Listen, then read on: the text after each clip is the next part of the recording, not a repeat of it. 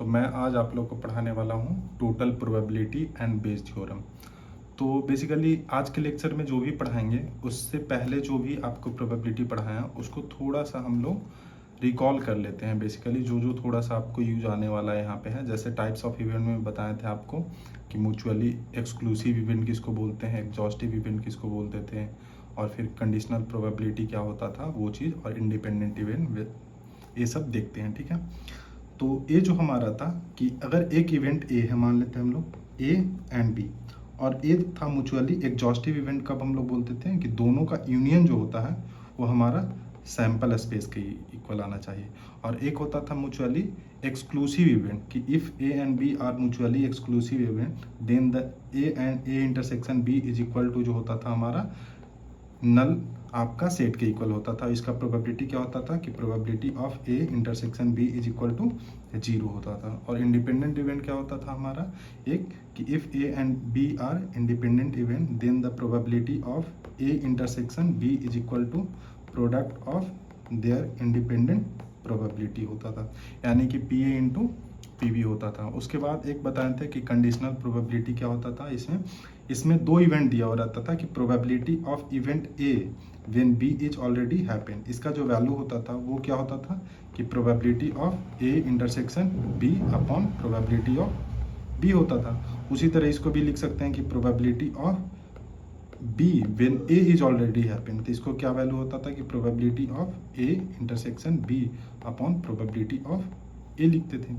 ठीक है, उसी में थोड़ा सा हम लोग पढ़े थे कि मल्टीप्लिकेशन प्रिंसिपल क्या होता था कि अगर दो इवेंट है ए एंड बी तो इसको हम लोग एक ऐसे भी लिखते थे कि probability of A intersection B is equal to क्या लिखते थे कि प्रोबेबिलिटी ऑफ ए फर्स्ट वाले इवेंट को करवा दिए एंड का मतलब ही होता है multiply, and probability of second करवाएंगे B when A is already happen. यहाँ पे थोड़ा सा कंडीशन आ जाता था कि सेकंड इवेंट को जब हम लोग करवाने जाते थे तो फर्स्ट का क्या होता था ऑलरेडी वो हैपन हो चुका होता था, इसीलिए बोलते थे probability of A and B is equal to P A into P B upon A बोलते थे।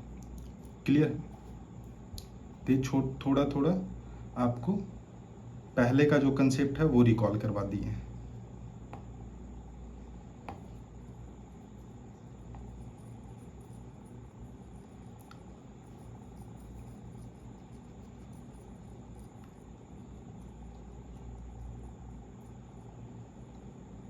अब हम लोग आते हैं टोटल प्रोबेबिलिटी और बेस थ्योरम पे। ठीक है ना, तो ये बहुत ही कमाल का टॉपिक है बेसिकली, और जेई मेन और जेई एडवांस के पॉइंट ऑफ व्यू से बहुत इंपॉर्टेंट है। क्योंकि अगर जेई मेन में एक क्वेश्चन पूछता है ना आपको प्रोबेबिलिटी से, तो जब भी देगा तो टोटल प्रोबेबिलिटी से देगा या बेस थ्योरम से देगा, क्योंकि ये थोड़ा सा कॉम्प्लिकेटेड टॉपिक हो जाता है, इसलिए इससे सवाल अच्छा बनता है। और जेई एडवांस में जब भी 1 से 2 क्वेश्चन देगा तो आपको जेई बेस थ्योरम पे देगा, क्योंकि बेस थ्योरम पे क्या होता है ना कि उसका ऑप्शन ही बहुत ही कॉम्प्लिकेटेड हो जाता है, इसलिए इसको जेई एडवांस के पॉइंट ऑफ व्यू से बहुत इंपॉर्टेंट माना गया है। तो टोटल प्रोबेबिलिटी में क्या होता है बेसिकली कि आपको नाम से ही पता चल रहा है कि टोटल का मतलब ही क्या होता है, आपको सबका सम करना है। आपको टोटल होता ही है वो कि सबको आपको ऐड करना है। तो प्रोबेबिलिटी में भी क्या होता है ना कि बहुत सारे इवेंट होते रहते हैं आपको एक साथ, तो उसको सबको ऐड आप करोगे ना तो वही टोटल प्रोबेबिलिटी होता है। और बेस थ्योरम क्या है वो चीज़ बाद में हम लोग देखेंगे। तो इसमें सबसे ज़्यादा दिक्कत क्या होता है ना कि टोटल प्रोबेबिलिटी और बेस थ्योरम में आपको क्वेश्चन का ही नहीं पता चल पाता है कि कौन सा क्वेश्चन जो है आपका टोटल प्रोबेबिलिटी का है और कौन सा क्वेश्चन जो है आपका बेस थ्योरम का है। इसमें एक छोटा सा आपको डिफरेंस दिखाई देगा। तो आपको क्वेश्चन बनाने से पहले तो क्वेश्चन तो ये पता करना होता है ना कि क्वेश्चन जो है हमारा ये टोटल प्रोबेबिलिटी से है या बेस थ्योरम से है। और इसका जो टोटल प्रोबेबिलिटी का जो एक फार्मूला होता है वो बहुत गंदा सा फार्मूला है, आपको समझ में ही नहीं आएगा। लेकिन वो फार्मूला जो है हम लोग पहले नहीं बाद में बनाएंगे, पहले पूरा टोटल प्रोबेबिलिटी पे हम लोग क्वेश्चन देखते हैं, उसके बाद उस फार्मूले को समझने की कोशिश करेंगे कि वो फार्मूला का मतलब क्या होता है। ऐसे उसको समझना कोई ज़रूरी भी नहीं होता है, आपको फार्मूला से कोई मतलब नहीं है, लेकिन फिर भी लास्ट में हम लोग समझ लेंगे कि फार्मूला क्यों वैसे उतना कॉम्प्लिकेटेड होता है। ठीक है, तो एक क्वेश्चन से हम लोग टोटल प्रोबेबिलिटी को हम लोग समझते हैं। ठीक है, तो क्वेश्चन हमारा ए है। ठीक है, तो क्वेश्चन को ध्यान से पढ़िए। क्वेश्चन क्या बोला जा रहा है कि एक सिनारियो दिया हुआ है, 2 बॉक्स रखा हुआ है। Box 1 contain 3 red ball and 7 blue balls है। ठीक है, and box 2 contain 6 red ball and 4 blue balls है। ठीक है, अब बोला क्या जा रहा है कि a dice is rolled if the outcome is multiple of 3, ठीक है। A ball is drawn from the box 1, otherwise ball is drawn from the box 2, what is the probability that the ball drawn is red in colour. बोला क्या जा रहा है कि दो box हैं, दो बॉक्स में कुछ रेड और ब्लू कलर के बॉल रखा गया है। अब दोनों बॉक्स से हम लोग किस बॉक्स से हम लोग बॉल को पिक करेंगे वो डिसाइड कौन कर रहा है, एक डाइस रोल जो कर रहे हैं वो डिसाइड कर रहा है कि अगर आप डाइस रोल करते हैं तो 3 का जो मल्टीपल है वो आएगा तो बॉक्स 1 से आप पिक करिएगा, और अगर 3 का मल्टीपल नहीं आएगा तो आप बॉक्स 2 को आप पिक कीजिएगा और उससे बॉल को सिलेक्ट कीजिएगा। तो कोई भी बॉल को आप सिलेक्ट कीजिएगा तो उसमें क्या होगा कि रेड आएगा या ब्लू भी आ सकता है। तो प्रोबेबिलिटी बताना है कि जो भी बॉल, पहले क्या होगा, ये बहुत सारा सिनारियो बन रहा है बेसिकली कि आप डाइस को थ्रो करते हैं, तो डाइस को थ्रो करने के बाद आपको डिसाइड पहले करना है कि कौन सा बॉक्स को हम पिक करेंगे, और उसके बाद जो पिक कीजिएगा उससे बॉल जो पिक करना है उसको बॉल निकालने के बाद ये देखना है कि वो रेड कलर का है या फिर ब्लू कलर का। तो प्रोबेबिलिटी जो बेसिकली हम लोग को बताना है वो रेड कलर का बताना है कि जो फाइनल हमारे पास बॉल जो आएगा हमारे हैंड में तो वो रेड कलर होने का प्रोबेबिलिटी क्या होगा, ठीक है। तो ये पूरे डेटा को थोड़ा सा विजुअलाइज करते हैं, हम लोग लिखने का कोशिश करते हैं। तो यहाँ पे सिनारियो क्या बन रहा है बेसिकली कि आप ध्यान से देखिएगा, तो एक डाइस है बेसिकली यहाँ पे, ठीक है। अब डाइस से क्या होता है ना कि दो बॉक्स है यहाँ पे, बेसिकली दो बॉक्स है आपका, एक बॉक्स ये है और एक बॉक्स आपका ये है, ठीक है। एक जो फर्स्ट बॉक्स है हमारा वो बॉक्स में 3 रेड बॉल है और 7 ब्लू बॉल है, ठीक है। बॉक्स 2 में हमारा 6 रेड बॉल है और 4 ब्लू बॉल है, क्लियर है, ठीक है। अब एक डाइस रोल होता है तो आप फर्स्ट बॉक्स की तरफ भी जा सकते हैं, इसमें से भी पिक कर सकते हैं, या फिर आप सेकेंड बॉक्स की तरफ भी आप मूव कर सकते हैं, ठीक है। ये हमारा मान लेते हैं बॉक्स B1 है और ये जो है हमारा B2 है, ठीक है। तो B1 पिक करने का प्रोबेबिलिटी बेसिकली हम लोग बता सकते हैं, वो किस पे डिपेंड कर रहा है, हमारा डाइस पे डिपेंड कर रहा है कि डाइस अगर थ्रो हो रहा है तो 3 का मल्टीपल हो रहा है तो किसको हम लोग सिलेक्ट करेंगे, B1 को सिलेक्ट करेंगे, यानी बैग 1 को सिलेक्ट करेंगे। और अगर 3 का मल्टीपल नहीं आएगा तो किसको सिलेक्ट करेंगे, बैग 2 को सिलेक्ट करेंगे। तो यहाँ पे अगर हम लोग लिखना चाहें तो हम लोग ऐसे लिख सकते हैं कि प्रोबेबिलिटी ऑफ B1 को सिलेक्ट करने का प्रोबेबिलिटी कितना हो सकता है हमारा, 3 का मल्टीपल। तो 3 का मल्टीपल क्या हो सकता है, 3 हो सकता है और 6 भी हो सकता है। तो हमारा इसका प्रोबेबिलिटी कितना हो जाएगा, 2/6 यानी कि 1/3 हो जाएगा, ठीक है। उसी तरह प्रोबेबिलिटी B2 को सिलेक्ट करने का प्रोबेबिलिटी क्या हो सकता है कि 3 का मल्टीपल नहीं हो, यानी कि 3 और 6 के अलावा बाकी जो 4 आउटकम है वो आ सकता है हमारा आउट ऑफ कितना 6, तो 4/6 यानी कि 2/3 हो सकता है। तो ये प्रोबेबिलिटी के फॉर्मेट में बेसिकली हम लोग अभी लिखे हैं कि ठीक है, दो बॉक्स है हमारा B1 और बॉक्स B2 है, ठीक है। तो B1 को सिलेक्ट करने का प्रोबेबिलिटी कितना है हमारा 1/3 और B2 को सिलेक्ट करने का प्रोबेबिलिटी कितना है हमारा 2/3, ठीक है। अब यहाँ से सिनारियो क्या बनता है, पूछा क्या जा रहा है कि एक डाइस तो थ्रू होता है आपको बेसिकली, तो जो आइदर एक बॉल इससे हम लोग पिक करेंगे या फिर 1 बॉल इससे भी पिक करेंगे। तो हमारा जो पूछा जा रहा है बेसिकली ये पूछा जा रहा है कि what is the probability that the ball drawn is red in colour, यानी कि हम लोग अगर उसको रेड को R से डिनोट करेंगे तो पूछा जा रहा है कि प्रोबेबिलिटी ऑफ रेड कलर आने का, रेड बॉल आने का प्रोबेबिलिटी क्या होगा बेसिकली हम लोग को। तो इसका 2 केस हो सकता है कि डाइस थ्रू हुआ और 3 का मल्टीपल आया तो बॉक्स B1 में से हम लोग सिलेक्ट कर लेंगे और वो जो बॉल आएगा उसको रेड आने का प्रोबेबिलिटी क्या हो सकता है, आइदर ए हो सकता है, फर्स्ट सिनारियो ये हो सकता है B1 वाला, या तो ये भी हो सकता है कि डाइस थ्रो किए और 3 का मल्टीपल हम लोग को मान लेते हैं नहीं आया तो हम लोग किसको पिक करेंगे, बॉक्स 2 से हम लोग बॉल को पिक करेंगे और उससे जो हमारा रेड आने का प्रोबेबिलिटी हो सकता है वो हो सकता है। तो यहाँ से ध्यान से देखा जाए तो यहाँ पे आइदर और का केस बन रहा है कि आइदर ए वाला जो फर्स्ट वाला पाथ है, ए वाला पाथ चूज करेंगे हम लोग कि इस पाथ से मूव करें, आइदर हम लोग इस पाथ मूव करेंगे क्योंकि 3 का मल्टीपल आएगा, फिर बॉक्स 1 से हम लोग बॉल को पिक करेंगे और जो रेड आएगा वो रेड का प्रोबेबिलिटी हो सकता है, ऐसे भी रेड हो सकता है, या फिर ये भी हो सकता है कि हम लोग ये वाला पाथ करें कि हम लोग डाइस को थ्रो किए और 3 का मल्टीपल नहीं आया तो B2 को हम लोग पिक करेंगे और उससे जो बॉल हमारा पिक होगा वो रेड कलर आने का प्रोबेबिलिटी हो सकता है।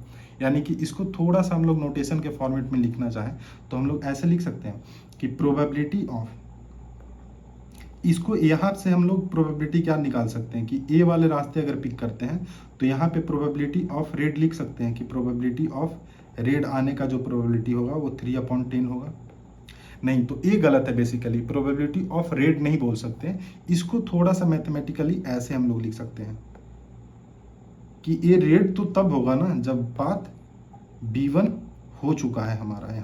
यहाँ पे थोड़ा सा कंडीशन आ गया है। यहाँ पे हमारा, यहाँ पे हम लोग ऐसे लिख सकते हैं कि probability of red when B1 is already happen, ये तो हो चुका है ना, तब हम लोग लिख सकते हैं 3/10। और यहाँ से रेड हम लोग निकालेंगे तो इसका क्या प्रोबेबिलिटी होगा 6/10। तो इसको हम लोग क्या लिख सकते हैं कि प्रोबेबिलिटी ऑफ रेड तो निकला लेकिन हमारा B2 ऑलरेडी हो चुका है और इसका वैल्यू जो होगा हमारा 6/10 होगा। क्लियर है। अब हम लोग प्रोबेबिलिटी ऑफ रेड पूछते हैं, तो प्रोबेबिलिटी ऑफ रेड क्या हो सकता है हमारा कि रेड तो तब होगा ना कि प्रोबेबिलिटी ऑफ रेड कब हो सकता है कि हमारा B1 पिक किए एंड रेड निकला हमारा, ये हो सकता है।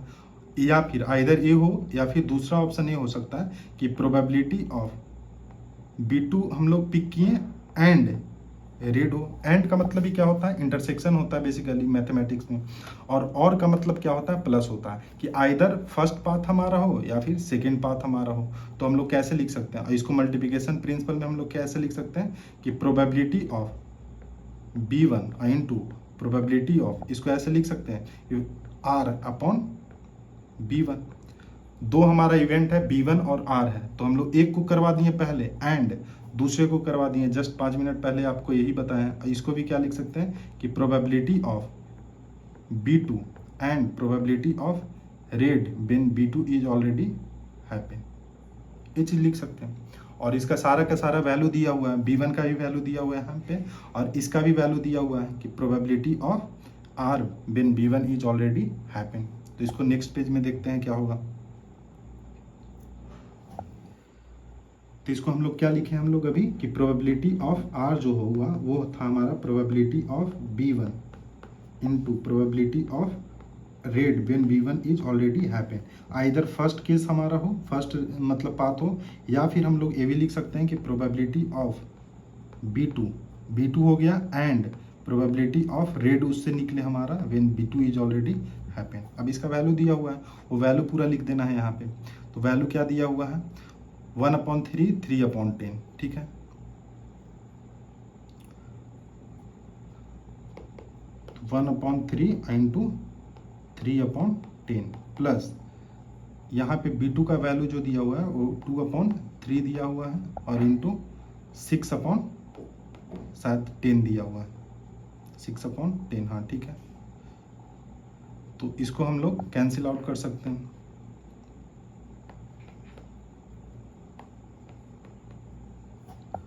फाइनल आंसर कितना आ गया 1/10 और प्लस 2/5 यानी कि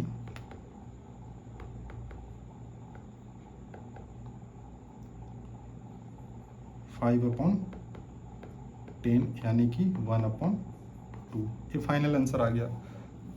तो यही चीज था हमारा टोटल प्रोबेबिलिटी कि जो हमारा रेड आने का प्रोबेबिलिटी जो पूछा वो हमारे दो पाथ थे कि इधर हम लोग फर्स्ट पाथ को चूज कर सकते हैं और ये भी हो सकता है कि सेकेंड वाला भी होना चाहिए। तो और हो गया तो हम लोग क्या किए, ऐड कर दिए। तो इस ए डायग्राम को बेसिकली हम लोग ट्री डायग्राम बोलते हैं, ठीक है। ये बहुत सारे ब्रांच जो निकला हुआ है ट्री की तरह, इसीलिए हम लोग इसको ट्री डायग्राम बोलते हैं, ठीक है ना। तो ये हमारा था टोटल प्रोबेबिलिटी। तो टोटल प्रोबेबिलिटी में क्या होता है बेसिकली बहुत सारे आपको कंडीशन दिया हुआ रहेगा और वो बहुत सारे पाथ से आपको चलना होगा, सबका आपको इंडिविजुअली प्रोबेबिलिटी निकालना है, बेसिकली मल्टीप्लाई करके लिख देना। अब क्या होगा कि आगे जो क्वेश्चन आएगा वो ऐसे हम लोग नहीं लिखेंगे इन पूरा नोटेशन के साथ, डायरेक्ट पाथ 1 वाले सारे प्रोबेबिलिटी को हम लोग जैसे ये सब पाथ वाले जो प्रोबेबिलिटी है, ये पाथ 1 वाला जो प्रोबेबिलिटी है, इसको मल्टीप्लाई करेंगे और इसको मल्टीप्लाई करेंगे और डायरेक्ट हम लोग क्या कर देंगे, उसको ऐड कर देंगे, वही हमारा टोटल प्रोबेबिलिटी हो जाएगा। ठीक है,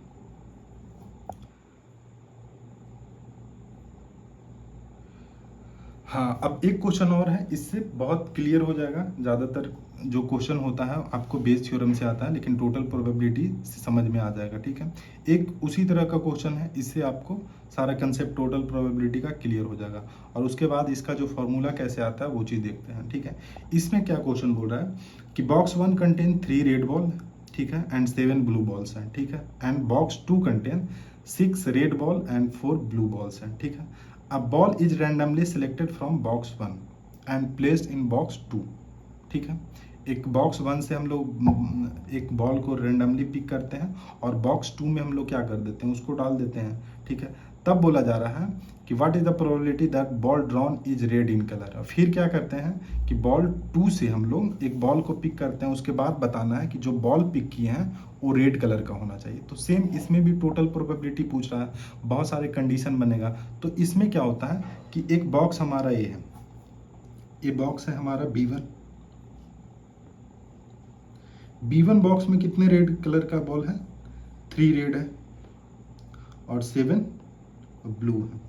और B1 से एक बॉल को आपको रैंडमली पिक करना है और B2 में डाल देना है। ठीक है ना, तो इससे 2 केस बनेगा, आपको 2 ब्रांच बनेगा, क्योंकि B1 से जो बॉल हम लोग पिक करेंगे वो इधर रेड कलर का भी हो सकता है या ब्लू कलर का होगा। तो एक हम लोग अगर मान लेते हैं कि पिक करते हैं तो वो जो बॉल निकलता है वो रेड कलर का मान लेते हैं, निकल जाता है यहाँ पे कि प्रोबेबिलिटी ऑफ रेड कलर का। ठीक है, और एक ये भी तो हो सकता है कि बॉल जो हम लोग इससे हम लोग जो पिक किए थे तो वो ब्लू कलर का निकलेगा, तो इसका प्रोबेबिलिटी ब्लू कलर का हम लोग देखते हैं। ठीक है, तो जब रेड कलर का प्रोबेबिलिटी निकलेगा और बॉक्स 2 में हम लोग उसको रैंडमली हम लोग जो एक बॉल को हम लोग पिक किए थे फर्स्ट बॉक्स से जो रेड कलर का निकलेगा और हम लोग सेकेंड बॉक्स में उसको डालेंगे, तो इसका सिनारियो थोड़ा सा सेकेंड बॉक्स का चेंज हो जाएगा। बोला जा रहा है उसमें कि 6 रेड बॉल था और एक रेड और चला गया, तो उसमें क्या हो जाएगा कि 7 रेड बॉल हो जाएगा हमारा और 4 ब्लू बॉल हो जाएगा। उसी तरह इस केस में ये हो सकता है कि जो हम लोग बॉल फर्स्ट से जो रैंडमली पिक किए थे वो हमारा ब्लू हो सकता है। तो ब्लू होने के कारण क्या होगा कि रेड तो 6 ही रहेगा हमारा और यहाँ पे 5 ब्लू बॉल हो जाएगा। क्लियर है, अब ये 2 सिनारियो बना है। तो जो फर्स्ट हम लोग बॉल पिक किए थे वो रेड आने का प्रोबेबिलिटी क्या हो सकता है, तो इसको हम लोग लिख सकते हैं 3/10 और इसमें ब्लू आने का प्रोबेबिलिटी क्या हो सकता है 7/10। ठीक है, अब बोला जा रहा है कि अब बॉक्स सेकेंड वाले बॉक्स से एक हम लोग को बॉल पिक करना है और वो जो बॉल होगा वो रेड कलर होगा, उसका क्या प्रोबेबिलिटी है। ठीक है ना, यानी कि अगर हम लोग यहाँ पे रेड कलर का प्रोबेबिलिटी देखते हैं तो यहाँ पे हम लोग ऐसे लिख सकते हैं कि प्रोबेबिलिटी ऑफ रेड व्हेन ए जो इसको मान लेते हैं बेसिकली हम लोग RW लिखना सही नहीं है। यहाँ पे होगा क्या कि एक बॉल को पिक किए थे बेसिकली, तो यहाँ पे RW नहीं लिखते हम लोग। ठीक है, इसका नाम थोड़ा चेंज कर देते हैं कि एक बॉल पिक करने के बाद जो हम लोग सेकेंड बॉक्स में डाले हैं उसको कॉन्फ़िगरेशन को हम लोग कॉन्फ़िगरेशन फर्स्ट बोलते हैं, C1 बोलते हैं और इसको C2 बोलते हैं। तब ये बोल सकते हैं ना कि कॉन्फ़िगरेशन फर्स्ट होने का प्रोबेबिलिटी क्या हो जाएगा, तो PC1 3/10 है, रेड आएगा तो इसमें डालेंगे। और कॉन्फ़िगरेशन सेकेंड होने का प्रोबेबिलिटी कितना हो जाएगा, ब्लू आएगा तो सेकेंड बनेगा हमारा 7/10 हो जाएगा। तब हम लोग बोल सकते हैं कि यहाँ से जो बॉल रेड पिक हुआ है तो probability of red ball when C1 is already happen, यानी कि C1 हो चुका है। अब इसका जो वैल्यू होगा वो हमारा होगा 7/11 होगा। ठीक है, और यहाँ भी बोल सकते हैं कि प्रोबेबिलिटी ऑफ रेड बॉल का when configuration second is already happen, इसका जो वैल्यू होगा वो क्या होगा हमारा 6/11 होगा। अब टोटल प्रोबेबिलिटी का सवाल है बेसिकली कि क्या होगा, तो प्रोबेबिलिटी ऑफ हम लोग क्या लिख सकते हैं कि प्रोबेबिलिटी ऑफ बेसिकली रेड पूछा जा रहा है, तो हम लोग ऐसे लिख सकते हैं कि प्रोबेबिलिटी ऑफ कॉन्फ़िगरेशन फर्स्ट हो एंड क्या होगा हमारा रेड हो, आइदर ए सिनारियो हो plus probability of second configuration हो एंड रेड हो हमारा।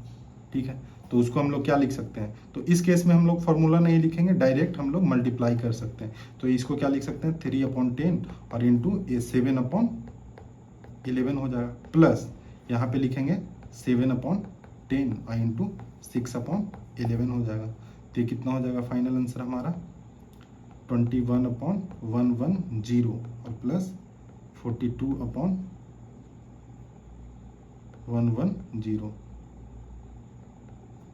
63/110 ये हमारा फाइनल आंसर आ जाएगा। तो यही था हमारा टोटल प्रोबेबिलिटी। क्लियर है? उसके बाद हम लोग आते हैं, हाँ अब इसका थोड़ा सा फार्मूला देखते हैं कि फार्मूला बेसिकली आता कैसे है और क्या है, उसको थोड़ा सा हम लोग बेसिकली समझते हैं। तो फार्मूला ए है, हम लोग अगर इसको इन जनरल फार्मूला के तौर पे हम लोग लिखना चाहें तो हम लोग क्या लिख सकते हैं, ये लिख सकते हैं, अगर इसी नोटेशन को हम लोग फार्मूला के फॉर्मेट में लिखना चाहें तो क्या लिख सकते हैं कि प्रोबेबिलिटी ऑफ आर को हम लोग क्या लिख सकते हैं इसको फॉर्मेट में।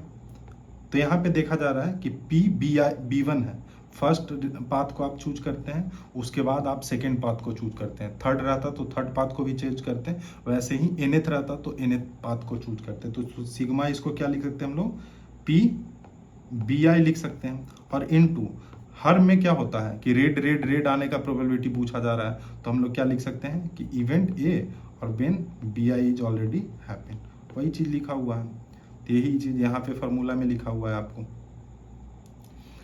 कि टोटल प्रोबेबिलिटी क्या है। अब इतना लंबा चौड़ा जो आपको लैंग्वेज लिखा हुआ है कि if an event A can occur with one of nth mutually exclusive and exhaustive event B1 B2 B3 dot dot dot Bn, then the probability of event A when B2 और sorry यहाँ पे B1 होना चाहिए, B1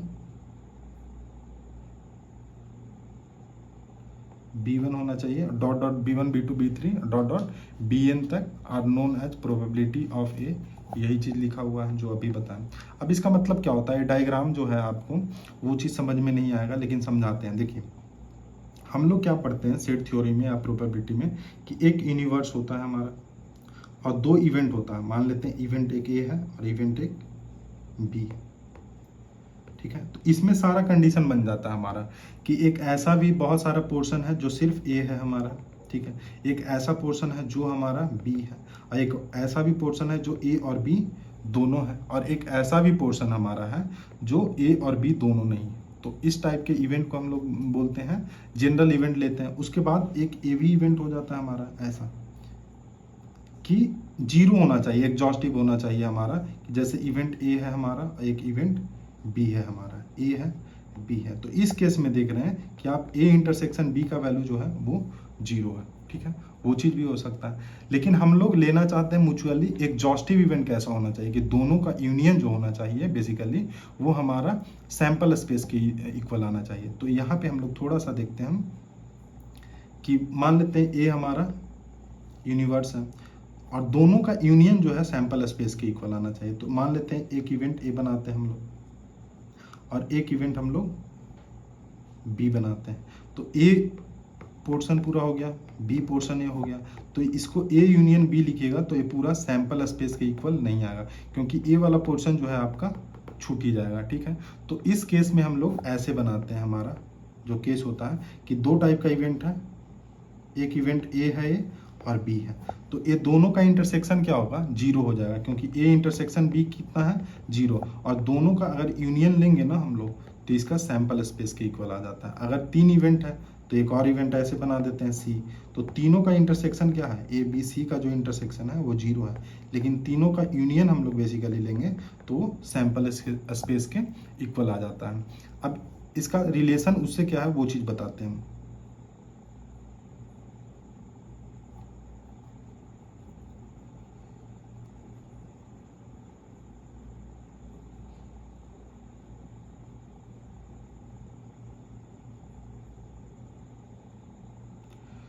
हाँ अब जैसे देखिए ये सब जो आपको ड्रॉ किया हुआ है बेसिकली, ये जो आपका ड्रॉ किया हुआ है फिगर पहले से ही, तो ये सब जो है ये आपका B1 है, ये B1 है, ये B2 है, ये B3 है, और ये डॉट डॉट डॉट लास्ट वाला जो है हमारा Bn है। और ये जो रेड वाला इवेंट है, मतलब जो रेड हो रहा था आपका, ये बेसिकली ये जो पूरा जो सर्कल वाला है इवेंट ए है, ठीक है। तो इसी को यहाँ पे लिखा गया है कि अगर तीनों का म्यूचुअली एक्सक्लूसिव है तो सबका क्या होना चाहिए, हमारा यूनियन जो है वो सैंपल स्पेस के इक्वल आना चाहिए। तो इसीलिए रेक्टेंगुलर होता है। और ऐसा जो B1, अगर B1 union B2 union B3 देखिएगा और dot dot dot union Bn देखिएगा तो ये सैंपल स्पेस के इक्वल आपका आएगा। क्लियर है। उसके बाद ये जो है हमारा इवेंट जो है वो क्या है, B1 से भी रिलेटेड है, और ये जो है हमारा B2 से भी रिलेटेड है, और ये जो है वो B3 सबसे रिलेटेड है। क्योंकि ये जो पोर्शन आ रहा है हमारा वो B1 में भी आ रहा है, ये पोर्शन B2 में भी एक आ रहा है, B3 में भी, ये सब Bn में भी आ रहा है। तो यही जो प्रोबेबिलिटी होता है, प्रोबेबिलिटी ऑफ रेड क्या हुआ कि रेड जैसे पिछले क्वेश्चन में देखा गया तो रेड जो होता था फर्स्ट पाथ से भी आ रहा था हमारा, ठीक है ना, सेकंड से भी आ रहा था, उसी तरह थर्ड से भी आ रहा है। तो सारे पाथ से ए जो है आपको रिलेटेड होता है। तो वही चीज़ लिखा हुआ है और ये डायग्राम आपको क्लियर हो गया होगा शायद। इसीलिए यहाँ पे लिखा हुआ है कि sigma P B I into probability of A जो सबसे रिलेटेड है वो when B I is already happen, यही होता है प्रोबेबिलिटी ऑफ इवेंट ए का। तो ये बेसिकली आपका टोटल प्रोबेबिलिटी था। उसके बाद हम लोग जो पढ़ने वाले हैं वो है आपका बेस थ्योरम। तो बेस थ्योरम बेसिकली होता कुछ नहीं है, यही है टोटल प्रोबेबिलिटी, एक स्टेप उसमें बढ़ जाता है। और क्या बढ़ जाता है वो चीज़ देखते हैं हम लोग बेसिकली। हाँ, तो ये है आपका बेसिकली बेस थ्योरम, ठीक है। तो बेस थ्योरम में क्वेश्चन पहले पढ़ेंगे कि क्वेश्चन क्या है, उसके बाद इसका भी फार्मूला का हम लोग थोड़ा सा डेरिवेशन देखेंगे कि कैसे वो फार्मूला आया। तो वो फार्मूला सेम ही है जो आपको टोटल प्रोबेबिलिटी में बताएं, थोड़ा सा एक स्टेप इसमें चेंज आता है। तो इसमें क्वेश्चन क्या बोला जा रहा है, तो क्वेश्चन आप ध्यान से देख रहे होंगे तो लग रहा होगा कि जो पिछले क्वेश्चन था आपका टोटल प्रोबेबिलिटी का सेम क्वेश्चन है कि दो बॉक्स है, दोनों में रेड है ब्लू है, लेकिन इसमें थोड़ा सा चेंज है। देखिए क्या बोल रहा है कि एक है बॉक्स 1 कि box 1 contain 3 red and 7 blue balls and box 2 contain 6 red and 4 blue balls. अब a dice is rolled if the outcome is multiple of 3 then ball is drawn from the box 1 otherwise box 2। ठीक है, यहाँ तक जो question हो उसमें पहला question जो देख रहे थे सेम था, ठीक है। अब इसमें क्या बोला जा रहा है कि if the ball is drawn in red in colour, ठीक है ना, फाइनल जो बॉल ड्रॉन हुआ है वो रेड कलर का है, वो पहले ही बता दिया है। Then what is the probability that it was drawn from box 1, ठीक है ना। उसमें क्या बोला जाता था, एक स्टेप क्या बढ़ा गया है कि दो बॉक्स दिया हुआ है, डाइस को आप थ्रो कर रहे हो, आप डाइस के अकॉर्डिंग आपको बॉल को पिक करना है। तो टोटल प्रोबेबिलिटी उसमें बताना था कि जो भी हमारा बॉक्स, ये जो भी बॉल पिक होगा वो रेड कलर आने का प्रोबेबिलिटी क्या होगा। अब इसमें क्या बोला गया है कि जो बॉल हमारा पिक हुआ था वो रेड कलर का है, पहले से ये बता दिया गया है। तो क्या कंडीशन है, जो रेड कलर का बॉल है वो फर्स्ट बॉक्स से ही आपको पिक हुआ है। तो वो चीज़ सेम सिनारियो इसमें भी देखते हैं और इसमें भी हम लोग ट्री डायग्राम बनाते हैं। तो ये हमारा था डाइस, ठीक है। अब डाइस थ्रो करते हैं तो 3 का मल्टीपल आता है, तो बॉक्स 1 हम लोग पिक करते हैं, ठीक है। ये हमारा B1 है, B1 में कितना है, 3 रेड है और 7 ब्लू है। और अगर 3 का मल्टीपल नहीं आया तो हम लोग क्या करते थे, बॉक्स 2 सिलेक्ट करेंगे। बॉक्स 2 में क्या है, 6 रेड है और क्या है, 4 ब्लू है, ठीक है। अब डाइस रोल होता है तो B1 और B2 होने का प्रोबेबिलिटी, यानी कि B1 को चूज करने का प्रोबेबिलिटी हम लोग लिख सकते हैं, बिल्कुल लिख सकते हैं कि प्रोबेबिलिटी ऑफ फर्स्ट बैग को चूज करने का प्रोबेबिलिटी B1 को क्या लिखेंगे, 3 का मल्टीपल आना चाहिए। तो 3 का मल्टीपल क्या हो सकता है, 3 हो सकता है और 6 हो सकता है। तो इसका क्या होगा, प्रोबेबिलिटी 1/3 होगा। और उसी तरह प्रोबेबिलिटी ऑफ B2 कितना हो जाएगा हमारा, 2/3 होगा, ठीक है। अब इसमें बोला जा रहा है कि इसमें रेड आना चाहिए, तो रेड वाला भी लिख देते हैं कि प्रोबेबिलिटी ऑफ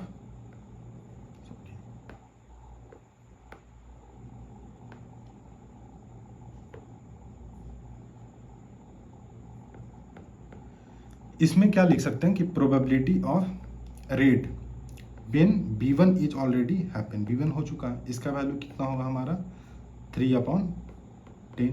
उसी तरह इसमें भी लिख सकते हैं कि प्रोबेबिलिटी ऑफ, इससे रेड निकालें, लेकिन रेड निकालने से पहले ही हमारा B2 हो चुका है, तो इसको हम लोग क्या लिख सकते हैं 6/10, ठीक है। लेकिन इसमें बेसिकली क्या पूछ रहा है कि रेड तो निकल गया है फाइनल हमारा, ठीक है ना, लेकिन रेड निकलने से पहले आपको जो प्रोबेबिलिटी पूछ रहा है कि फर्स्ट जो हमारा ये पाथ है, 2 पाथ है बेसिकली हम लोग, एक पाथ ये है हमारा, एक इस पाथ से मूव कर सकते हैं या इस पाथ में हम लोग मूव कर सकते हैं। तो हमारा तो पहले ही दे दिया है कि जो बॉल जो हमारा आया है ड्रॉन हुआ है वो रेड कलर का है। गिवन दैट, यहाँ पे गिवन दिया हुआ है कि the drawn is red in colour, ये जो है हमारा वो गिवन है। तो आपको पूछ रहा है ऐसे प्रोबेबिलिटी पूछ रहा है कि प्रोबेबिलिटी ऑफ फर्स्ट बैग मतलब B1 when red is already happen, red colour का तो पहले ही आ गया है तो वो चीज पूछा जाए तो ये कंडीशनल प्रोबेबिलिटी है। तो जब भी ऐसा आपको क्वेश्चन दिया हुआ रहेगा कंडीशनल प्रोबेबिलिटी का, ठीक है ना, और कि कंडीशनल प्रोबेबिलिटी आ जाए तो वो क्या हो जाता है कि बेस थ्योरम का क्वेश्चन हो जाता है। और सिंपल अगर टोटल प्रोबेबिलिटी है तो उसमें क्या करना है, बेसिकली ऐड करना है। इसमें क्या है ना कि बॉल का पहले ही दे दिया गया कि जो हमारा रेड कलर का बॉल है वो हमारा पिक हो गया है। तो क्या प्रोबेबिलिटी है कि जो हम लोग पिक किए हैं वो फर्स्ट बॉक्स से ही पिक किए हैं, यानी कि probability of B1 when R is already happen. तो इसको हम लोग थोड़ा सा मैथमेटिकल नोटेशन में क्या लिख सकते हैं कि probability of B1 when R is already happen. तो इसको हम लोग ऐसे लिख सकते हैं कि probability of B1 intersection R upon probability of red. Clear? अच्छा, ये वाला जो वैल्यू है, ये दोनों वैल्यू तो सेम ही लग रहा है ना, लेकिन ये दोनों सेम नहीं है। ये है probability of R when B1 is already happen, और ये है आपका probability of B1 when R is already happen. और यहाँ पे जो नीचे में प्रोबेबिलिटी ऑफ R है कि रेड आने का प्रोबेबिलिटी, तो ये तो टोटल प्रोबेबिलिटी हो गया ना, और ऊपर वाले को तो लिख सकते हैं। तो इसको हम लोग क्या लिखेंगे, ऐसे लिखेंगे कि प्रोबेबिलिटी ऑफ B1 पूछ रहा है हमारा फर्स्ट वे का when R is already happen. तो इसको हम लोग क्या लिख सकते हैं कि probability of B1 intersection R upon probability of R लिख सकते हैं। तो प्रोबेबिलिटी ऑफ रेड क्या हो गया कि ये तो टोटल प्रोबेबिलिटी है, रेड तो दोनों पाथ से आ सकता है, हमारा फर्स्ट पाथ से भी आ सकता है, सेकंड पाथ से। और इसको थोड़ा सा मल्टीप्लिकेशन प्रिंसिपल से हम लोग ऐसे लिख सकते हैं कि प्रोबेबिलिटी ऑफ B1 फर्स्ट को करवा दिए इनटू प्रोबेबिलिटी ऑफ सेकंड को करवा रहे हैं R when B1 is already happen, और इसका वैल्यू पता है। और R को क्या लिख सकते हैं कि प्रोबेबिलिटी ऑफ B1 और इनटू फर्स्ट पाथ में हम लोग जा रहे हैं इनटू प्रोबेबिलिटी ऑफ क्या लिख सकते हैं R when B1 is already happen. और सेकेंड पाथ भी हो सकता है कि प्रोबेबिलिटी ऑफ B2 हो जाए हमारा, और into probability of B2 when R is already probability of R when B2 is already happen. अब इसका वैल्यू हम लोग रख देते हैं। तो वैल्यू क्या है, प्रोबेबिलिटी ऑफ B1 कितना है हमारा 1/3 है। Probability of R when B1 is already upon 3/10 था शायद। प्रोबेबिलिटी ऑफ B1 क्या है 1/3 और इंटू 3/10 और प्लस B2 क्या है 2/3 और इंटू 6/10 था। ठीक है, तो ये तो पूरा कैंसिल आउट हो जाएगा, 30 ये भी है, 30 ये भी, 30 ये भी है हमारा।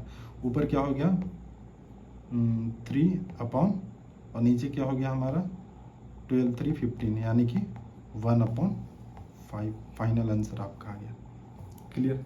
तो ये था आपका बेस थ्योरम। बेस थ्योरम क्या होता है ना कि आपको एक कंडीशन पहले ही दे दिया जाएगा कि ये जो बॉल हमारा पिक हुआ था वो इस कलर का है, तो उसमें पाथ का प्रोबेबिलिटी पूछेगा आपको। बेसिकली रिवर्स में आपको जाना पड़ेगा। इसमें आप देखें टोटल प्रोबेबिलिटी में क्या होता था कि सिंपल सारे पाथ हम लोग ट्री डायग्राम बनाते थे और सबका मल्टीप्लाई करके ऐड कर देते थे। इसमें क्या होता है ना कि आपको रिवर्स में पूछ रहा है कि बेसिकली आपको ऐसे आना है आपको कि फर्स्ट जो बैग चूज किए हैं उससे जो बॉल आया उसका क्या प्रोबेबिलिटी है, कि जो हमारा रेड बॉल आया वो फर्स्ट ही बैग से आया है उसका क्या प्रोबेबिलिटी है। तो ये था हमारा बेस थ्योरम। ठीक है, तो एक क्वेश्चन और बेस थ्योरम पे देखते हैं, उसके बाद आपको क्लियर हो जाएगा ये।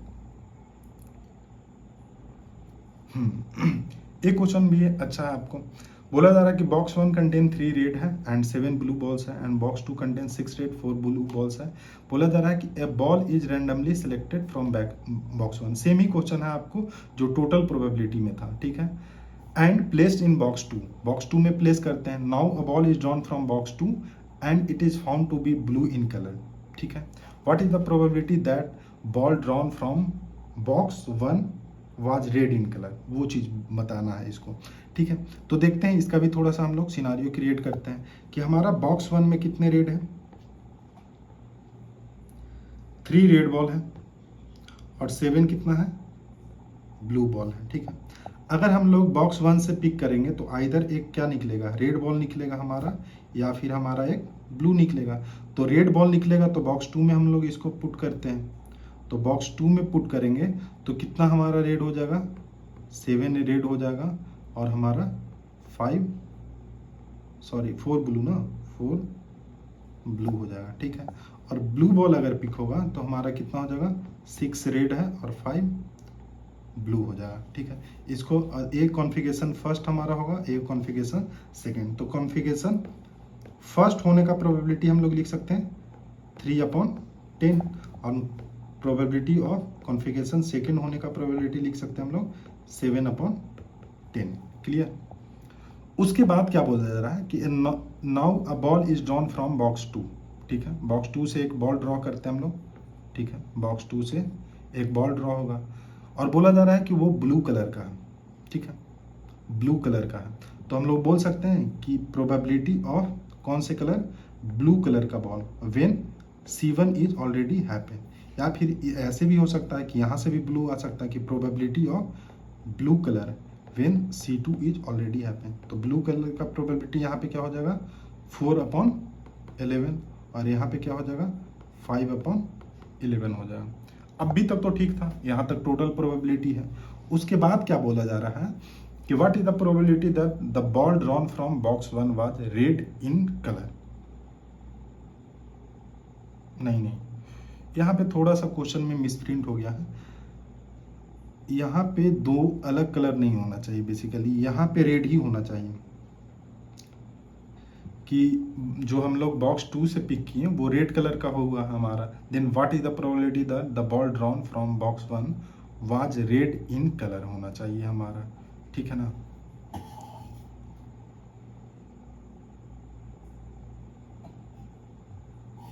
रेड इन कलर, ठीक है।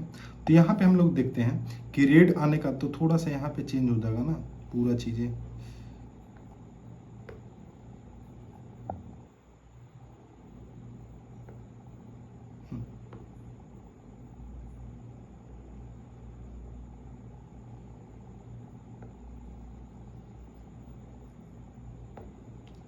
यहाँ पे थोड़ा सा चीजें चेंज हो जाएगा। हाँ, अब यहाँ पे हम लोग लिख सकते हैं कि probability of red when C1 is already happen. तो रेड का क्या हो जाएगा 7/11 हो जाएगा, और probability of red when C2 is already happen, तो ये कितना हो जाएगा हमारा 6/11 हो जाएगा। अब हमारा बोल रहा है कि पाथ बॉक्स 1 से हमारा होना चाहिए, यानी कि ये पूछ रहा है कि प्रोबेबिलिटी ऑफ क्या होना चाहिए, B1 होना चाहिए when red is already happen. तो इसको क्या लिख सकते हैं, ऐसे लिख सकते हैं probability of B1 probability of R, same चीज है। तो इसको हम लोग क्या लिखेंगे, तो इसको कैलकुलेट आप कर सकते हैं ऐसे कि डायरेक्ट हम लोग लिख सकते हैं यहाँ पे कि प्रोबेबिलिटी ऑफ B1, तो B1 कितना है हमारा, B1 नहीं C1, यहाँ पे कॉन्फ़िगरेशन C1 होना चाहिए, ठीक है। तो C1 कॉन्फ़िगरेशन कितना है 3/10, और इंटू R ये कितना हो जाएगा हमारा 7/11, और नीचे टोटल प्रोबेबिलिटी आ जाएगा कि 3/10 इंटू 7/11, और प्लस ये कितना हो जाएगा 7/10 इंटू 6/11। 10 11 सारा कैंसिल आउट हो जाएगा। ऊपर कितना आ जाएगा हमारा 21, और नीचे 21 63, यानी कि 1/3 फाइनल आंसर आ जाएगा। तो ये था आपका क्वेश्चन। तो ये हम लोग का बेस थ्योरम था। अब बेस थ्योरम का भी हम लोग देख लेते हैं थोड़ा सा कि थ्योरी कैसे दिया हुआ है। बेसिकली तो वही चीज़ दिया हुआ है जो प्रोबेबिलिटी ऑफ, इसमें क्या है कि B1 पूछ रहा है when A is already happen हो चुका है, वो चीज़ है। तो यहाँ पे क्या लिखा हुआ है BI, तो इसको सेम चीज़ लिखा हुआ है मल्टीप्लिकेशन प्रिंसिपल में, और ये टोटल प्रोबेबिलिटी है, तो टोटल प्रोबेबिलिटी वाला पूरा फार्मूला लिखा हुआ है कि प्रोबेबिलिटी ऑफ ए क्या है BI। BI का मतलब क्या हुआ कि B1 हो, B2 हो, B3 हो, सब कुछ होना चाहिए हमारा when A is already happen. तो इसको हम लोग लिखे थे, ये तो मल्टीप्लिकेशन प्रिंसिपल है कि probability of BI into probability of A when BI is already happen, ठीक है। और ये टोटल प्रोबेबिलिटी का सेम जो पिछले हम देखे थे I 1 से लेकर N था, probability of B I into probability of A upon P I है। इसी को हम लोग क्या बोलते हैं, बेज थ्योरम बोलते हैं। क्लियर है। अब इसमें कुछ सवाल देखते हैं हम लोग, एक और सवाल देखते हैं, ठीक है। हाँ, ये सवाल बढ़िया सवाल है, ठीक है। तो देखिए इस सवाल जो है, इसको बेसिकली पहले ये समझना है कि सवाल जो है वो हमारा बेज थ्योरम का है तो है कैसे, ठीक है, वो चीज़ देखना है। तो यहाँ क्या बोला जा रहा है कि a pack of card is counted with the face down, ठीक है। एक कार्ड है, आपको काउंट करना है। It is found that the card is missing, one card is drawn and found to be red, ठीक है। Find the probability that the missing card is red. बोला जा रहा है कि आप कार्ड को काउंट कर रहे हैं, तो कार्ड को काउंट करते करते पता चलता है कि एक कार्ड जो है हमारा मिसिंग है, ठीक है, और वन कार्ड को आप ड्रॉ करते हैं, ठीक है, और ये आप पाते हैं कि वो रेड कलर का है। तब आपको ये बताना है कि जो मिसिंग कार्ड था वो हमारा रेड कलर था। तो इसका भी बेसिकली आपको एक चीज़ ये पहले ही दिया गया है कि जो कार्ड हम लोग ड्रॉ कर रहे हैं वो कैसा कलर का है, रेड कलर है। फाउंड टू बी रेड का मतलब क्या हुआ, आपका यही सिनारियो दिया हुआ है।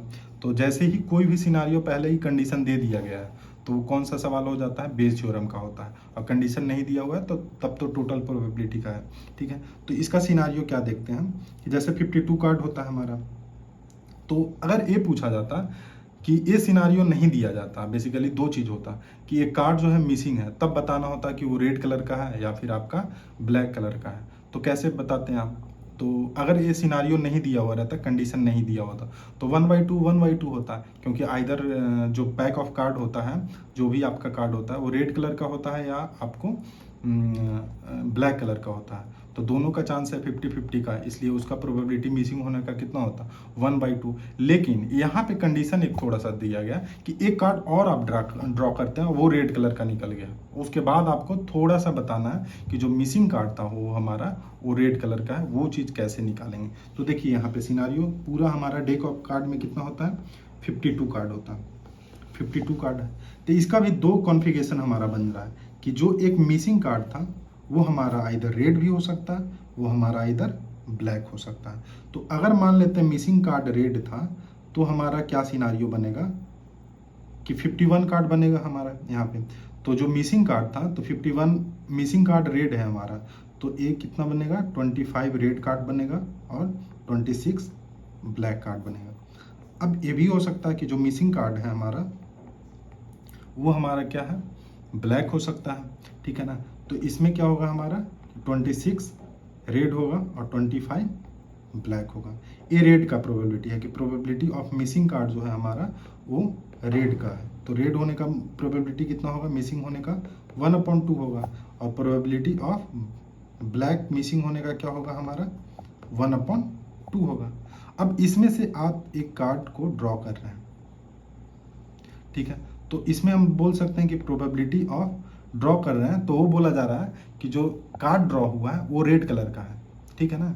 तो हम लोग ये बोल सकते हैं कि probability of red when red missing already हो चुका है, इसको हम लोग क्या बोल सकते हैं, 25/51। और इसमें भी बोल सकते हैं कि probability of red when blue is missing, यहाँ पे लिखेंगे ब्लू मिसिंग, तो इसको क्या लिख सकते हैं हम लोग, 25/56 रेड है और रेड इसका आने का 26/51 होगा, ठीक है। Then what is the probability that the missing card is red in colour, ठीक है ना। तो रेड कलर होने का प्रोबेबिलिटी क्या निकालेंगे, ठीक है। तो मिसिंग होने का रेड कलर का दो पाथ है हमारा यहाँ पे भी, ध्यान से अगर आप देखते हैं कि रेड मिसिंग होने का क्या प्रोबेबिलिटी है वो पूछ रहा है, तो रेड मिसिंग का ये पाथ हो गया ना हमारा, और अगर ब्लैक मिसिंग का पूछता तो ये पाथ हो गया। तो कौन सा पाथ 1 का प्रोबेबिलिटी होने का पूछ रहा है ना बेसिकली, कि जैसे उसमें देखते थे कि B1 से हमारा बॉक्स 1 से हमारा जो बॉल हुआ वो पिक हुआ है, तो यहाँ कार्ड में है, तो हम लोग ऐसे लिख सकते हैं इसको, नोटेशन के फॉर्मेट में क्या लिख सकते हैं कि प्रोबेबिलिटी ऑफ हमारा रेड मिसिंग पूछ रहा है, ठीक है ना, when red is already happen हो चुका है, ठीक है। तो इसको हम लोग कैसे लिख सकते हैं, तो डायरेक्ट हम लोग फॉर्मूला पे हम लोग लिख देंगे कि 1/2 इंटू 25/51। नोटेशन फार्मूला अभी नहीं लिखेंगे, डायरेक्ट लिख देंगे, और टोटल यहाँ होता है तो 1/2 इंटू 25/51 और प्लस यहाँ पे हो जाएगा 1/2 इंटू 26/25 और जो फाइनल आ जाएगा वही क्या हो जाएगा आपका आंसर हो जाएगा। तो ये जो था आपका बेस थ्योरम का एक सवाल था। एक क्वेश्चन और देखते हैं। हाँ, एक क्वेश्चन जेई 2019 का क्वेश्चन है, जेई एडवांस का क्वेश्चन है बेसिकली, ठीक है ना। और जेई एडवांस 2019 का जो लेवल था मैथमेटिक्स का वो बहुत अच्छा था और उसका सबसे इजीएस्ट क्वेश्चन जो है ये था आपका प्रोबेबिलिटी का, ठीक है। लेकिन क्वेश्चन देखने में बहुत सारा लेंदी लग रहा है लेकिन उतना लेंदी है नहीं है, ठीक है। तो इसमें क्या बोला जा रहा है वो चीज़ बनाते हैं, ठीक है। बोला जा रहा है कि there are 3 bags B1, B2 and B3। The bags B1 contain 5 red and 5 green balls, ठीक है। B2 contains 3 red and 5 green balls, ठीक है। B3 contains 5 red and 3 green balls, ठीक है। B1, B2, B3 have the probability 3/10, 3/10 and 4/10 respectively being chosen, ठीक है। तीनों bag को चूज करने का प्रोबेबिलिटी अपना अपना दिया हुआ है, ठीक है, सही बात है। A bag is selected at a random and a ball is chosen at a random from a bag, then which of the following option is oblique are correct, मतलब more than one correct question है, ठीक है। तो इस पूरे हम लोग language को थोड़ा सा मैथमेटिकल नोटेशन में इसको थोड़ा सा लिखते हैं, ठीक है। 3 बैग है हमारा, ठीक है। तो 3 बैग हम लोग बना देते हैं यहाँ पे बैग B1 है, यहाँ पे बैग B2 है, यहाँ पे बैग हमारा B3। तीनों का यहाँ से चूज करने का प्रोबेबिलिटी दिया हुआ है। क्या इधर आप ए रास्ते चूज कर सकते हैं, ये आप रास्ते चूज कर सकते हैं या फिर आप ए रास्ते चूज कर सकते हैं। ये हमारा B1 है, ये हमारा B2 है, ये आपका B3 है। आप प्रोबेबिलिटी तीनों का दिया हुआ है चूज करने का कि प्रोबेबिलिटी ऑफ B1 कितना दिया हुआ है, प्रोबेबिलिटी ऑफ B2 को चूज करने का कितना दिया हुआ है, अब प्रोबेबिलिटी और B3 को चूज करने का कितना प्रोबेबिलिटी दिया हुआ है, वो दिया हुआ है हमारा 3/10, 3/10 एंड 4/10, ठीक है। 3/10, 3/10 एंड 4/10। ये है हमारा 3/10, ये है हमारा 3/10 और ये है हमारा 4/10, ठीक है। ये चीज़ दिया हुआ है। और बॉल कैसा है इसमें वो चीज़ लिख देते हैं। बैग B1 में बॉल 5 रेड है एंड 5 ग्रीन है, ठीक है। 5 रेड है यहाँ, 5 रेड है और 5 ग्रीन है, ठीक है। B2 में क्या है हमारा, B2 में हमारा है 3 रेड है 3 ग्रीन, 5 ग्रीन है, 3 रेड है 5 ग्रीन है। B2 में हमारा 3 रेड है और 5 ग्रीन है। B3 में हमारा क्या है, B3 में है 5 रेड है 3 ग्रीन है, ठीक है। 5 रेड है 3 ग्रीन है, ठीक है। अब हम लोग क्वेश्चन पे आते हैं, ऑप्शन पे आते हैं। ऑप्शन क्या बोला जा रहा है, ऑप्शन ये बोला जा रहा है कि probability that the selected bag is B3, ठीक है, and the chosen ball is green is equal to 3/10। Selected bag is B3, मतलब बोला जा रहा है कि B3 और चूज जो किए हैं वो क्या है हमारा, यहाँ पे क्या बोला जा रहा है कि probability that the selected bag is B3 and का मतलब यहाँ पे क्या है हमारा इंटरसेक्शन होता है, एंड का मतलब होता है intersection, and chosen ball is green, यानी कि बोला जा रहा है कि बेसिकली ये बोला जा रहा है ऑप्शन ए के बारे में देखा जाए तो बोला जाता है कि probability of selected bag is B3 and intersection and chosen ball is green, यही चीज़ बोला जा रहा है। हाँ ठीक है, तो इसको अगर हम लोग लिखेंगे तो कैसे लिख सकते हैं बेसिकली, तो इसको हम लोग ऐसे लिखेंगे मल्टीप्लिकेशन प्रिंसिपल में कि प्रोबेबिलिटी ऑफ B3 फर्स्ट हो गया। अब लिख सकते हैं कि probability of green when B3 is already happen. तो यहाँ पे हम लोग ऐसे लिख सकते हैं प्रोबेबिलिटी ऑफ ग्रीन कि probability of green when B3 is already happen. तो इसका क्या वैल्यू होगा, ग्रीन का 3/5 हो जाएगा और प्रोबेबिलिटी ऑफ B3 दिया हुआ है 4/10, तो रखते हैं 4/10 इंटू 3/5, तो कैंसिल आउट हो जाएगा 3/8 होगा ना, 3/8 यहाँ पे, हाँ 3/8 होगा, यहाँ भी 8 होगा, तो कैंसिल आउट हो जाएगा। तो फाइनल आंसर 3/20, ठीक है। यानी कि ऑप्शन नंबर ए कितना दिया है 3/10, लेकिन यहाँ 3/10 नहीं 3/20 है, तो ऑप्शन ए भी क्या हो जाएगा हमारा गलत हो जाएगा, ठीक है। ऑप्शन बी के बारे में क्या बोला जा रहा है कि probability that the chosen ball is green, ठीक है, गिवन दैट, गिवन यहाँ पे दिया हुआ है, given that the selected bag is B3, ठीक है, इज इक्वल टू 3/8। बोला जा रहा है कि चूजन बॉल जो है हमारा ग्रीन है, चूजन बॉल जो है हमारा ग्रीन है, और गिवन क्या दिया हुआ है कि B3, selected bag is B3, given that selected bag is B3, यानी कि ये पूछा जा रहा है। अगर बी के बारे में देखते हैं तो क्या हो जाएगा हमारा कि प्रोबेबिलिटी ऑफ ग्रीन का पूछ रहा है, ठीक है, when B3 is already happen. ये तो बच्चा वाला सवाल है, यही चीज तो है ना हमारा कि probability of green when B is already happen. ये तो 3/8 है, तो इसका ऑप्शन में भी क्या दिया हुआ है आपका 3/8, यानी कि ऑप्शन नंबर बी आपका सही है, ठीक है। ये तो आसान सवाल था बिल्कुल। सी क्या बोला जा रहा है कि probability that the selected bag is B3, selected bag जो है हमारा B3, इसमें गिवन क्या दिया है कि given that chosen ball is green, selected bag is B3, हाँ ये सही क्वेश्चन है। सी जो है हमारा ऑप्शन, उसके बारे में क्या बोला जा रहा है कि selected bag is B3, probability of B3 when G is already happen, इसका वैल्यू पूछा जा रहा है। तो इसको तो हम लोग क्या लिख सकते हैं कि probability of B3 intersection G upon probability of G लिखेंगे, तो ये तो टोटल प्रोबेबिलिटी आ गया, ठीक है ना। तो इसको हम लोग क्या लिख सकते हैं कि प्रोबेबिलिटी ऑफ B3 और into probability of G when B3 is already happen upon, और टोटल प्रोबेबिलिटी में तीनों केस आ जाएगा हम लोग, तो इसका डायरेक्ट हम लोग वैल्यू रखते हैं। तो एक क्या हम लोग रख सकते हैं वैल्यू कि probability of B3, probability of B3 कितना है हमारा 4/10, तो इसको हम लोग क्या लिखेंगे कि 4/10 इंटू एक कितना था G अपॉन B3 3/8, तो इसको लिखेंगे 3/8, और टोटल प्रोबेबिलिटी हम लोग पूरे पाथ का लिखते हैं, तो क्या हो जाएगा हमारा ग्रीन का है ना, तो ग्रीन आने का प्रोबेबिलिटी क्या होगा यहाँ से हम लोग, ठीक है, तो ग्रीन आने का प्रोबेबिलिटी कितना हो जाएगा, हाफ हो जाएगा 1/2, यहाँ से ग्रीन आने का 5/8 हो जाएगा। तो इसमें हम लोग क्या लिख सकते हैं 3/10 इंटू 1/2, 3/10 इंटू 1/2 प्लस 3/10 इंटू उसका कितना था सेकेंड वाला का 5/8 और प्लस इसका हो गया हमारा 4/10 इंटू 3/8।